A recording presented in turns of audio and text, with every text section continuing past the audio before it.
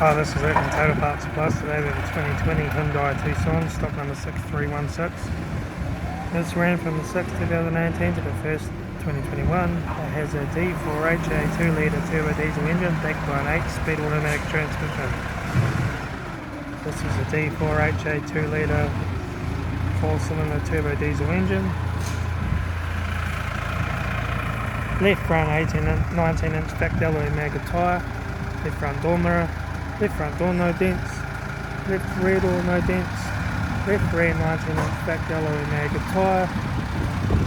Left rear tail light. Right rear tail light. Right rear 19-inch backed alloy maggot tyre. Right rear door no dents. Right front door no dents. Right front door mirror.